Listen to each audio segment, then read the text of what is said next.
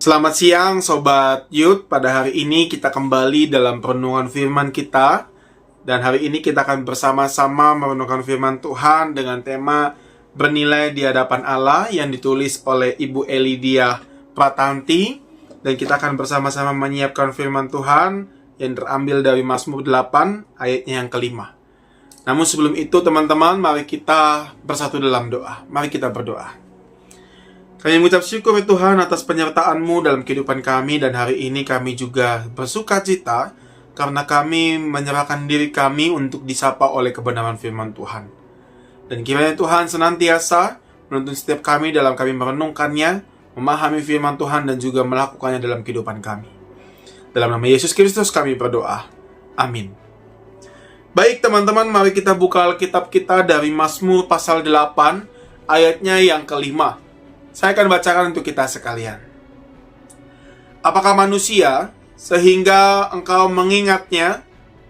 Apakah anak manusia sehingga engkau mengindahkannya? Demikian pembacaan Alkitab kita pada siang hari ini. Nah teman-teman, ada satu tokoh yang bernama Lee Daniels, ya. The Butler adalah drama sejarah yang dibintangi oleh Forest Whitaker sebagai Cecil Gaines, ya, seorang pria kulit hitam yang bekerja sebagai pelayan di Gedung Putih, melayani beberapa presiden dari tahun 1950 hingga tahun 1980-an. Dan ceritanya teman-teman menyoroti perjalanan hidupnya dari masa kecil yang sulit dan dianggap rendah karena status sosialnya, hingga menjadi pelayan yang dihormati dan menyaksikan berbagai perubahan besar dalam sejarah Amerika. Dari posisi yang rendah, ia diangkat derajatnya menjadi figur yang mulia dan menjadi orang yang berpengaruh. Kalau kita lihat teman-teman, dalam Mazmur 8 adalah pujian Daud tentang kemuliaan Allah dan kehormatan yang diberikannya kepada manusia. Di tengah keagungan alam semesta, manusia itu tampak kecil. Tetapi Allah, teman-teman, tetap mengingat dan menghargai manusia yang tampak kecil itu.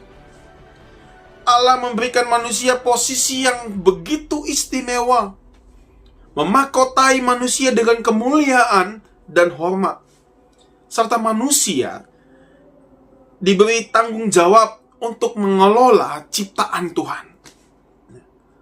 Maka pertanyaan Daud, apakah manusia sehingga engkau mengingatnya, bukanlah suatu keraguan, melainkan kekaguman atas kasih Allah yang luar biasa.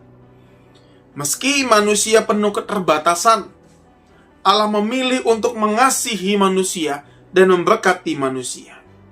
Oleh karena itu Sobat Youth, kisah Cecil Gaines ini yang menjadi penghuni Gedung Putih menegaskan privilege besar yang menunjukkan betapa berharganya dirinya.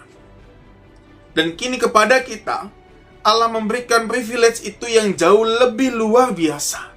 Bahwa Tuhan, bahwa Dia mengasihi kita, bahwa Dia tetap mengingat kita, dan bahwa Dia menempatkan kita dalam posisi yang istimewa, meski penuh kelemahan, meski penuh dengan kerapuhan dan keterbatasan sebagai manusia.